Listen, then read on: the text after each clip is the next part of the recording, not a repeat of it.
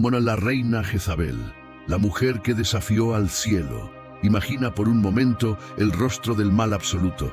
Imagina una sonrisa que oculta la muerte, ojos que brillan con sed de poder y manos que no tiemblan al derramar sangre inocente. En las páginas más oscuras de la historia bíblica emerge una figura que ha aterrorizado a generaciones enteras: Jezabel. Una mujer cuya sola mención hacía que los corazones de los justos se llenaran de terror y cuya influencia corrompió no solo a un rey, sino a toda una nación.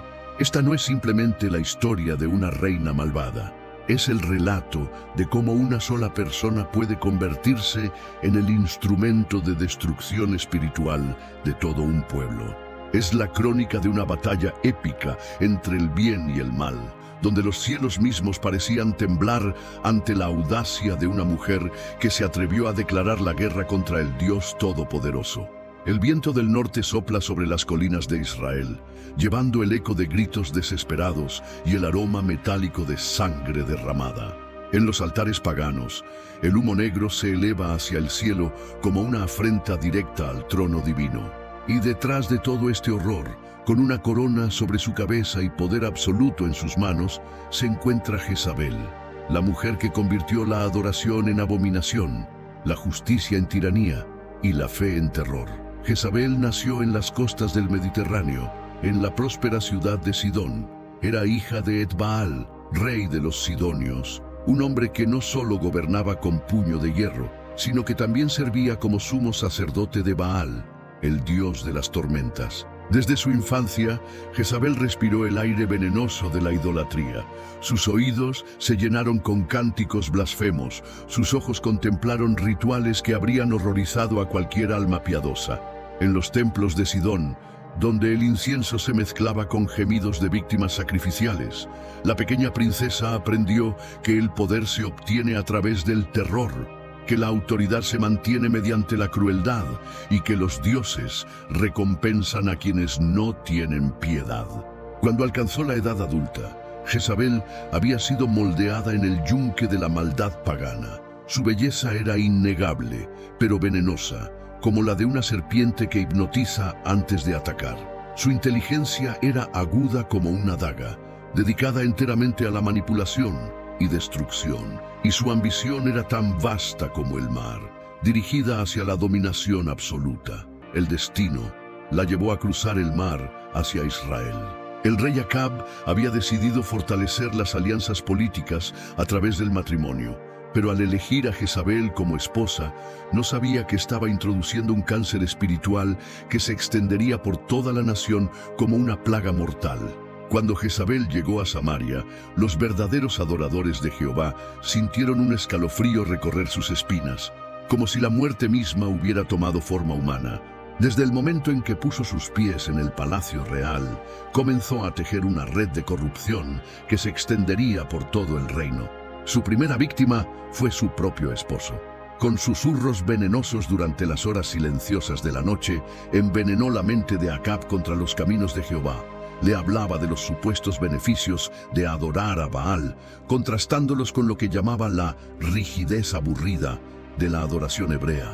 Como una gota de veneno que se extiende por agua limpia, su influencia corrompió completamente el corazón del rey.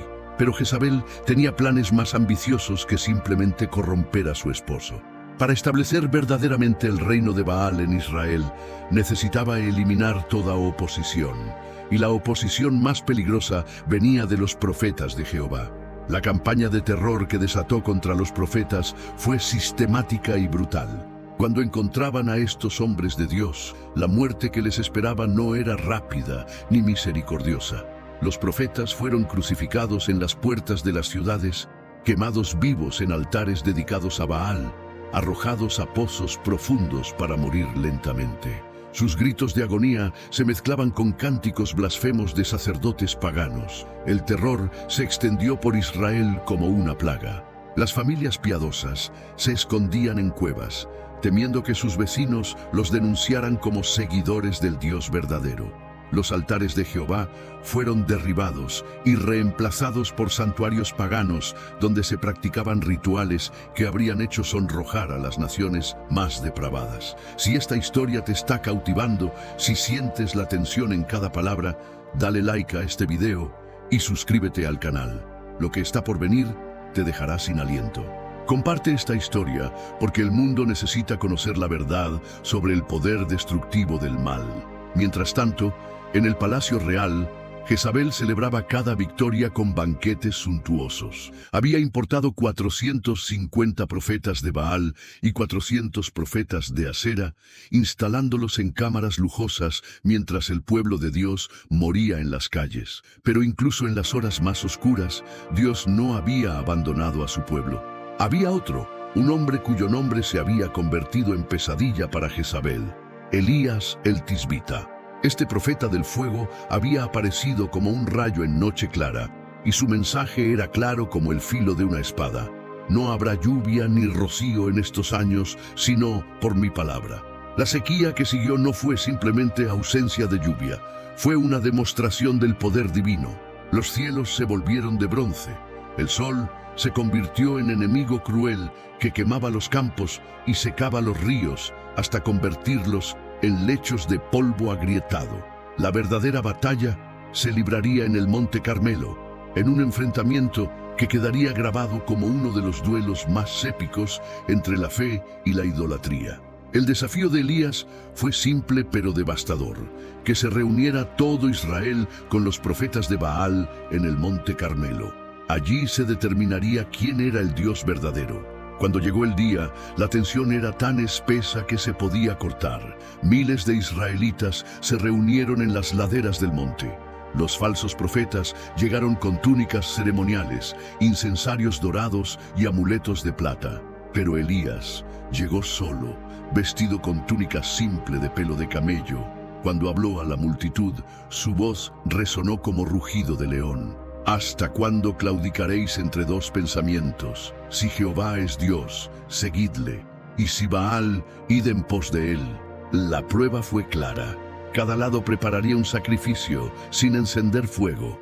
El Dios verdadero sería aquel que respondiera con fuego del cielo. Los profetas de Baal danzaron desde la mañana hasta el mediodía, gritando hasta quedar roncos: «Baal, respóndenos». Pero el silencio de los cielos era absoluto. Al mediodía, Elías se burló: «Gritad en alta voz, porque Él es Dios.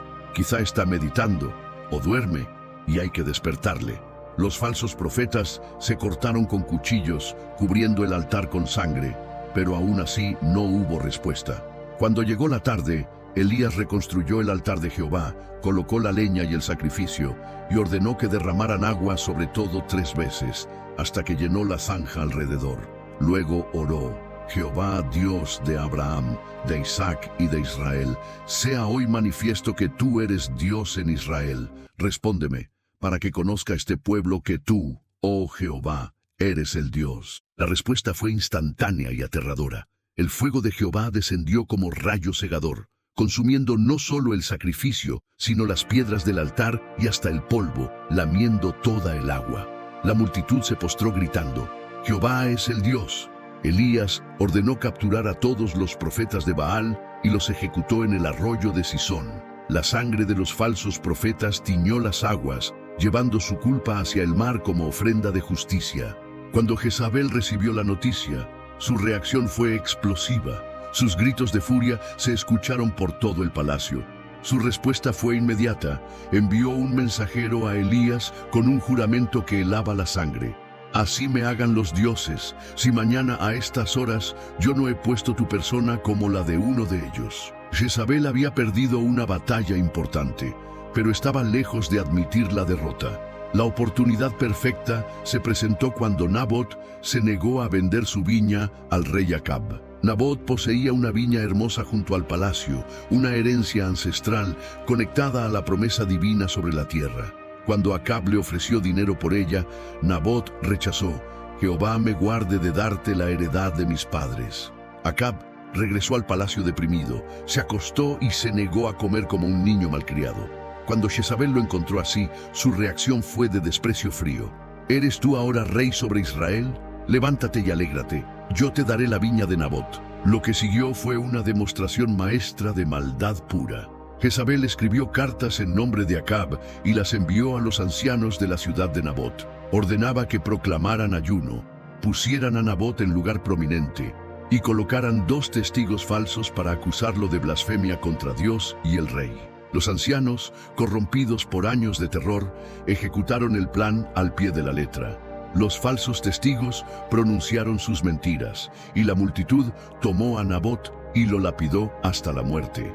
Pero la maldad no se detuvo allí. También ordenó la muerte de los hijos de Nabot, eliminando cualquier heredero legítimo. Cuando llegó la noticia de que Nabot había muerto, Jezabel se acercó a Acab con sonrisa triunfante. Levántate y toma posesión de la viña, porque Nabot no vive. No había rastro de remordimiento en su voz, pero mientras Acab disfrutaba de su nueva adquisición, Elías apareció en la viña con un mensaje que haría temblar el palacio. El encuentro fue cargado de tensión. Cuando Acab vio al profeta, no pudo ocultar su desesperación. «¿Me has hallado, enemigo mío?». La respuesta de Elías fue como trueno: «Te he encontrado porque te has vendido para hacer lo malo». Luego pronunció un juicio específico y terrible sobre toda la casa de Acab, pero dirigió su mirada hacia el palacio donde Jezabel esperaba y pronunció palabras que se convertirían en una de las profecías más memorables. «Los perros comerán a Jezabel en el muro de Jezreel». Era una sentencia que iba más allá de la muerte simple. En el mundo antiguo, ser devorado por perros era la forma más deshonrosa de morir, reservada para los criminales más despreciables. Los años que siguieron fueron testigos de guerra espiritual constante. Cada victoria que Jezabel creía haber logrado era seguida por manifestaciones mayores del poder divino. La sequía se prolongó por 3 años y medio, convirtiendo a Israel en desierto polvoriento donde la vida apenas podía sostenerse. Pero la paciencia de Dios, aunque larga, no es infinita. El juicio prometido comenzaría a cumplirse de maneras que ni Jezabel podría haber imaginado. El instrumento de justicia divina vendría en forma de un joven guerrero, Jehú, hijo de Josafat. Jehú era un comandante conocido por su valor en batalla y lealtad inquebrantable. Más importante, había mantenido en secreto su devoción al Dios de Israel. Su corazón ardía con justa indignación cada vez que veía los altares paganos que manchaban la tierra santa. Ese día llegó cuando Eliseo envió a un profeta con aceite para ungir a Jehú como rey. La unción fue secreta, realizada en una habitación interior, donde el aceite corrió por la frente del guerrero mientras el profeta pronunciaba: «Yo te he ungido por rey sobre Israel, y herirás la casa de Acab para que yo vengue la sangre de mis siervos, los profetas, de la mano de Jezabel». Cuando Jehú salió, sus capitanes notaron inmediatamente el cambio en su semblante. Su rostro brillaba con determinación que no habían visto antes. Cuando reveló que había sido ungido rey, la respuesta fue inmediata. Pusieron sus mantos debajo de él y gritaron: «Jehú es rey». Jehú condujo su carro hacia Jezreel a velocidad furiosa, sus caballos galopando con urgencia que reflejaba la impaciencia del cielo por ver cumplida la sentencia. Cuando los centinelas divisaron la nube de polvo, reportaron al rey Joram. Se encontraron en la heredad de Nabot, el mismo lugar donde había sido derramada sangre inocente. Cuando Joram preguntó: «¿Hay paz, Jehú?», la respuesta fue como martillo: «¿Qué paz? Con las fornicaciones de Jezabel tu madre y sus muchas hechicerías». Joram huyó, pero Jehú disparó una flecha que atravesó su corazón. El rey cayó muerto, cumpliendo parcialmente la profecía pronunciada años antes. Pero el objetivo principal no era Joram, era Jezabel, la fuente de toda la corrupción. Necesitamos hacer una pausa porque lo que sigue es aún más impactante. Dale like si quieres que sigamos trayendo estas historias que cambian vidas. Suscríbete porque tenemos mucho más contenido que te dejará sin palabras. Comparte este video porque todos necesitan conocer la verdad sobre el poder destructivo de la idolatría. Cuando Jezabel supo que Jehú había llegado a Jezreel, su reacción fue típica: no humildad ni arrepentimiento, sino desafío orgulloso hasta el final. Se pintó los ojos, se adornó la cabeza y se asomó a una ventana del palacio. Era su último acto de vanidad, un intento desesperado de mantener dignidad real cuando la muerte se acercaba. Cuando Jehú entró por la puerta, Jezabel le gritó desde la ventana: ¿Le va bien a Zimri, que mató a su señor? Era un insulto calculado, comparándolo con un rey que había durado solo 7 días. Pero Jehú no se dejó provocar. Alzó su rostro hacia la ventana y gritó: ¿Quién está conmigo? ¿Quién? Era un llamado que separaba definitivamente a los leales de los traidores. Inmediatamente, 2 o 3 eunucos se asomaron. Estos hombres que habían servido en el palacio estaban listos para participar en la ejecución de justicia divina. «Echadla abajo», ordenó Jehú con autoridad que no admitía desobediencia. Los eunucos obedecieron, tomando a Jezabel y arrojándola por la ventana hacia la calle empedrada. La caída fue terrible en su violencia. Su cuerpo se estrelló contra las piedras con sonido que resonó por todo el patio. Su sangre salpicó las paredes y los caballos la pisotearon mientras Jehú entraba al palacio, cumpliendo literalmente la profecía. Pero lo más impactante no fue la muerte, sino lo que sucedió después. Jehú comió y bebió tranquilamente, como si nada extraordinario hubiera ocurrido. Solo después dijo: «Id y ved por aquella maldita y sepultadla, pues es hija de rey». Cuando los sirvientes fueron a buscar el cuerpo, se encontraron con una escena que los horrorizó.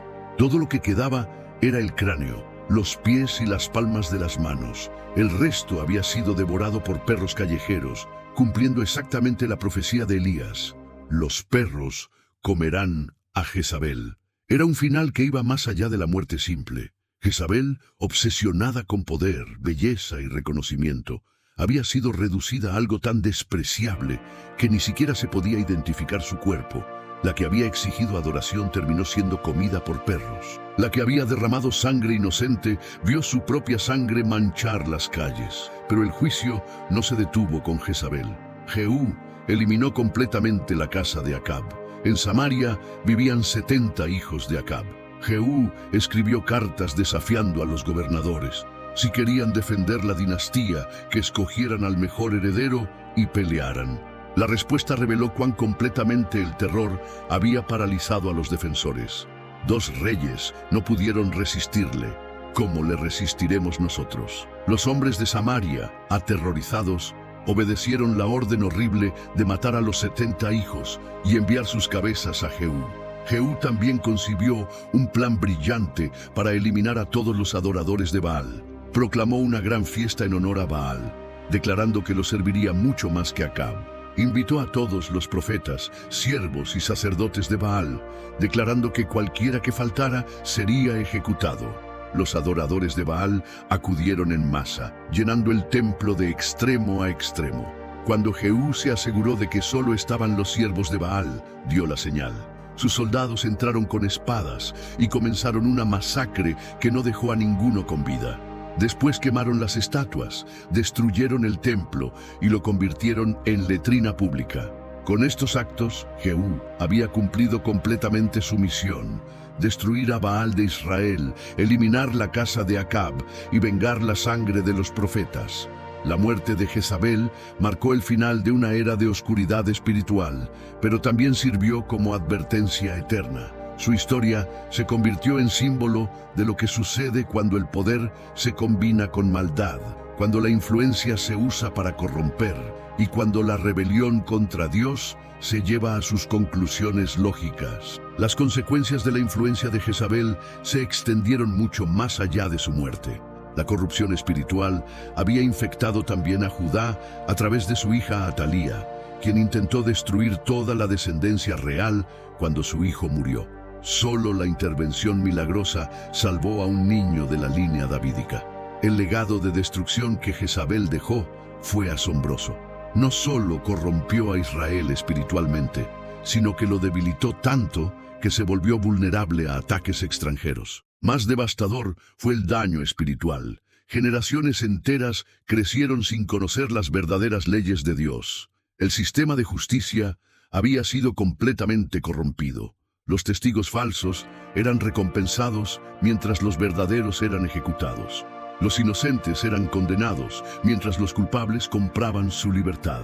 La ley de Dios había sido reemplazada por caprichos de gobernantes corruptos. Incluso la tierra había sido profanada. Los lugares que habían sido santificados por oraciones de patriarcas fueron convertidos en centros de abominación. El pueblo llamado a ser luz a las naciones se había convertido en fuente de escándalo. Pero la historia también demostró algo consolador. No importa cuán poderoso pueda parecer el mal, la justicia de Dios es inevitable. Cada promesa contra la maldad se cumplió exactamente como fue pronunciada. La lección más profunda no radica en los detalles gráficos de su muerte, sino en cómo una sola persona puede llevar a toda una nación por el camino de destrucción. Jezabel no conquistó Israel con ejércitos, lo corrompió desde adentro, usando seducción en lugar de espada. Ella entendía que el verdadero poder viene de corromper las almas, no controlar los cuerpos. No necesitaba forzar a los israelitas a adorar a Baal. Solo tenía que hacer que la idolatría pareciera atractiva, normal, beneficiosa. Su método fue gradual, pero devastadoramente efectivo. Comenzó introduciendo tolerancia religiosa, argumentando que Israel podía beneficiarse de adoptar prácticas de naciones vecinas. Promovió el sincretismo, la idea de que todos los dioses eran manifestaciones de la misma realidad. Hizo que la exclusividad de Jehová pareciera estrecha de mente. Una vez establecida esta base de relativismo, pudo eliminar sistemáticamente a cualquiera que se opusiera. Los profetas que proclamaban verdades absolutas se convirtieron en extremistas peligrosos. Los que se aferraban a las leyes de Moisés fueron etiquetados como fundamentalistas retrógrados. Jezabel transformó el lenguaje mismo de la moral. El bien se convirtió en mal y el mal en bien. La justicia en intolerancia, la pureza en represión, la perversión en libertad. Era maestría en propaganda, aplicación práctica de una cosmovisión que rechazaba verdades absolutas. El resultado fue una sociedad completamente invertida, donde los valores fundacionales fueron reemplazados por principios que garantizaban destrucción. Los niños crecieron sin conocer la diferencia entre bien y mal. Los padres perdieron la capacidad de transmitir sabiduría moral. Cuando finalmente llegó el juicio, no fue simplemente castigo divino cayendo sobre individuos malvados. Fue el colapso inevitable de una sociedad que había abandonado los principios que la sostienen. Israel se desintegró porque había rechazado las leyes que hacen posible la vida civilizada. La historia de Jezabel trasciende épocas y culturas. En cada generación surgen figuras que prometen prosperidad a cambio de abandonar valores tradicionales. Argumentan que las restricciones morales son obsoletas, que la tolerancia absoluta es virtud suprema. Estas voces seductoras vienen vestidas con ropajes de sabiduría y compasión. Hablan de justicia social mientras promueven injusticias fundamentales. Defienden derechos humanos mientras destruyen la base sobre la cual se sostienen. Prometen crear el cielo en la tierra, mientras establecen condiciones que producen el infierno. El poder de Jezabel radicaba en su capacidad de hacer que la maldad pareciera razonable, deseable, noble. Podía tomar los deseos más bajos del corazón humano y vestirlos con justificaciones sofisticadas. Podía hacer que la rebelión contra Dios pareciera liberación personal. Pero la historia enseña que sistemas construidos sobre mentiras no pueden sostenerse indefinidamente. La realidad se impone sobre la ilusión. Las consecuencias de decisiones morales no pueden evadirse permanentemente. Cuando una sociedad abandona los principios que la sostienen, no se transforma en algo mejor, se desintegra en caos. Cuando una nación rechaza leyes morales universales, no encuentra libertad. Encuentra esclavitud a las pasiones más destructivas. La muerte de Jezabel sirve como recordatorio de que aquellos que siembran vientos de destrucción moral inevitablemente cosecharán tempestades de juicio. No es que Dios sea cruel, es que el universo tiene leyes morales tan reales como las físicas. Hoy, mientras observamos nuestro mundo luchando con las mismas tentaciones que destruyeron a Israel, la historia de Jezabel cobra relevancia sorprendente. Vemos líderes que prometen prosperidad mientras promueven políticas destructivas. Escuchamos voces que hablan de tolerancia mientras muestran intolerancia total hacia quienes no comparten su agenda. La pregunta que cada generación debe responder es la misma que Elías planteó. ¿Hasta cuándo claudicaréis entre dos pensamientos? Si Jehová es Dios, seguidle, y si Baal, id en pos de él. No hay término medio. No hay zona gris entre verdad y mentira, entre justicia e injusticia, entre vida y muerte. Jezabel eligió su camino, y ese camino la llevó inevitablemente a su destino. Despreciada, humillada, destruida y recordada para siempre como símbolo de todo lo malvado en el corazón humano. Su nombre se convirtió en sinónimo de seducción espiritual, manipulación política y corrupción moral. Pero su historia también nos recuerda que no importa cuán poderoso pueda parecer el mal, la justicia de Dios es segura. Cada Jezabel encuentra su Jehú. Cada sistema construido sobre mentiras colapsa bajo el peso de sus contradicciones. Cada reino que se rebela contra el orden divino descubre que lucha contra el universo mismo. Si has llegado hasta el final de esta historia impactante, si has sentido el peso de sus lecciones eternas, no permitas que se desvanezca en tu memoria. Dale like a este video, suscríbete al canal para más contenido que cambiará tu perspectiva y comparte esta historia con todos los que conoces. En un mundo que parece haber perdido el rumbo moral, todos necesitamos recordar que hay principios eternos que no pueden violarse sin consecuencias.